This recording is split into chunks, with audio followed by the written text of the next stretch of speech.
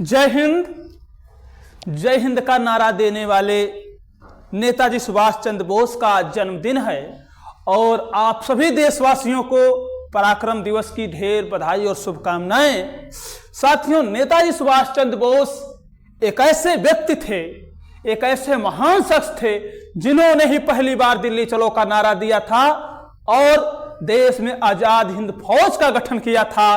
वो युवाओं को हमेशा मोटिवेट करते रहते थे और बंधे हुए भारत को आजाद करने के लिए उन्होंने अपार मेहनत और सफलताओं को बहुत करीब से देखा है, जिन्होंने कठिनाइयों से लड़ते हुए और एक उस मुकाम तक भारत को पहुंचाया है। आज ऐसे महापुरुष के जन्म दिवस पर हम उन्हें कोटि कोटि नमन करते हैं। और इस अवसर पर क्योंकि बात इतिहास की हो रही थी, तो इतिहास के बात को देखते हुए मैंने भी सोचा कि आज आपको इतिहास के बारे में बता देते हैं। तो आज हम बताएंगे आपको बीए प्रथम वर्ष के द्वितीय सेमेस्टर के विद्यार्थी जो इतिहास के विद्यार्थी होंगे, यह वीडियो सिर्फ और सिर्फ उनके लिए है। और इसमें हम बताएंगे कि अभी आपकी परीक्षा हुई है यूनिवर्सिटी की, आप किसी भी यूनिवर्सिटी में पढ़ रहे होंगे, चाहे वो पूर्वांचल विश्वविद्यालय में हो, चाहे महाराजा सुहेलदेव यूनिवर्सिटी में हो, कहीं पर भी आपको हो, और आपको सिर्फ और सिर्फ यही सिलेबस पढ़ने हैं। और आज आप सिलेबस देख लीजिए और कल से आप निरंतर पढ़ाई करिए। और अभी भी अगर आप हमारे चैनल को सब्सक्राइब नहीं किए हैं तो सब्सक्राइब कर दीजिए, जिससे हमारी आने वाली हर वीडियो का नोटिफिकेशन आप तक पहुंच जाए।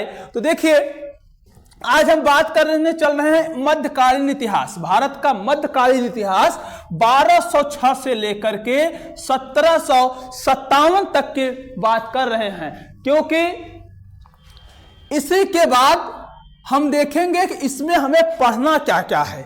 टोटल 8 यूनिट हैं और 8 यूनिट में मुझे प्रत्येक यूनिट के बारे में पढ़ना होगा। तो हम देखिए बात करने चल रहे हैं। अगर हम फर्स्ट यूनिट की बात करें तो उसमें पढ़ना है प्रारंभिक तुर्क और खिलजी वंश। आप जानते हैं कि तुर्क और खिलजी, जिसमें आप पढ़ेंगे इस चैप्टर में, आप पढ़ेंगे महमूद गजनबी को पढ़ेंगे, आप मोहम्मद गौरी को पढ़ेंगे आप, और इसी में आप खिलजी वंश को भी पढ़ेंगे। और इसके साथ जो हमारा सेकेंड यूनिट है, सेकेंड यूनिट में हमें पढ़ना है तुगलक वंश और लोधी वंश। जैसे आप जब तुगलक वंश पढ़ेंगे तो इसमें आप गयासुद्दीन तुगलक को पढ़ेंगे, आप मोहम्मद बिन तुगलक को पढ़ेंगे।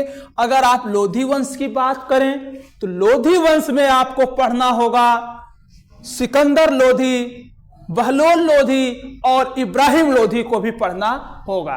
और इसी के बाद जो हमारा थर्ड यूनिट है, थर्ड यूनिट में हमको पढ़ना होगा मुगल वंश, जो 1526 में पानीपत का युद्ध हुआ। और पानीपत के प्रथम युद्ध में ये लोधी वंश से लड़ाई हुई और बाबर ने लड़ा था, जिसमें उन्होंने लोधी वंश के अंतिम शासक इब्राहिम लोधी को हरा करके मुगल साम्राज्य का स्थापना किया था। हमें इसमें पढ़ना है कि हम इसमें पढ़ेंगे बाबर, हुमायूं। किसे पढ़ेंगे? बाबर को, जो बाबर मुगल वंश का संस्थापक है, और हुमायूं को पढ़ेंगे उसी के शासक में, और उसका प्रशासन, उसका भू राजस्व प्रणाली के विशेष संदर्भ में, और शेर शाह ने उसमें क्या अपना महत्वपूर्ण योगदान निभाया है उसके बारे में भी मुझे पढ़ना है। हमारा जो चौथा यूनिट है, चौथा यूनिट है अकबर और शाहजहां के बीच में। अकबर को पढ़ेंगे और शाहजहां को पढ़ेंगे। अकबर का एक बहुत बड़ी प्रथा थी, मनसबदारी प्रथा, हम उसके बारे में भी पढ़ेंगे। और इसी में राजपूत और महाराणा प्रताप के बारे में भी हमें इस विषय में पढ़ने को मिलेगा यूनिट 4 में। जो हमारा 5वां यूनिट है, 5वां यूनिट में हम पढ़ेंगे औरंगजेब, राजपूत, धार्मिक और दक्कन की नीति। आप दक्कन का नीति पढ़ेंगे तो उसमें आपको पढ़ना पड़ेगा इसमें मुगलों का पतन और विघटन, यानी कि हम तीसरे यूनिट में मुगलों का उत्थान पढ़ेंगे और 5वें यूनिट में मुगल खत्म कैसे हो गए इसको पढ़ना है। फिर हमारा जो यूनिट 6 है उसमें आप जानते हैं शिवाजी को, मराठों का शासक, यानी कि शिवाजी के अधीन मराठों का उदय। तो शिवाजी ने कैसे मराठों का उदय किया और उसमें उनकी क्या महत्वपूर्ण भूमिका थी, शिवाजी को भी हम पढ़ेंगे यूनिट 6 में। फिर हमारा आता है यूनिट 7। यूनिट 7 में हम पढ़ेंगे मुगल काल का वास्तुकला एवं चित्रकला। आप जानते होंगे अगर हम मुगल काल के वास्तुकला की बात करें तो आपका जो दिल्ली का बड़ा ही फेमस स्थान है, जहां पर प्रत्येक 15 अगस्त को देश का माननीय प्रधानमंत्री जी झंडा फहराते हैं, वह लाल किला भी मुगल ही स्थापित कला है। चाहे वो आगरा का ताजमहल हो, वही मुगल कला है।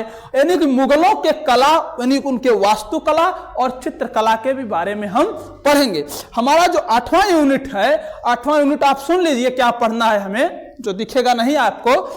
8वें यूनिट में मुझे पढ़ना है भारत में सूफीवाद का विकास, भक्ति आंदोलन और उत्तर भारत को पुनः सुदृढ़ीकरण। यानी कि भक्ति आंदोलन हमें पढ़ना है, सूफी आंदोलन पढ़ने हैं। सूफी आंदोलन में आप निजामुद्दीन औलिया, गयासुद्दीन जो है कि आप पढ़ेंगे दिल्ली के शासक निजामुद्दीन औलिया का।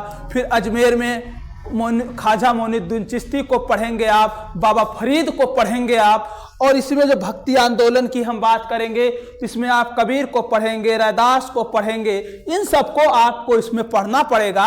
यानी कि उत्तर भारत को किसने सुदृढ़ किया, किसने मजबूत किया, हम इसके बारे में भी पढ़ेंगे। तो इतना आप नोट कर लीजिए। आपको एक एक चीज पर पहला वीडियो जो आएगा प्रारंभिक तुर्क पर, जिसमें आपको बताएंगे हम कि मोहम्मद गौरी भारत में कैसे जो है कि आक्रमण किया और कैसे शासन किया। उसके पहले महमूद गजनबी आया, और महमूद गजनबी ने कैसे कैसे, क्योंकि ये सब लुटेरे थे, लुटेरे, और इन्होंने देश को कैसे लूटा, इसके बारे में भी हम चर्चा करेंगे।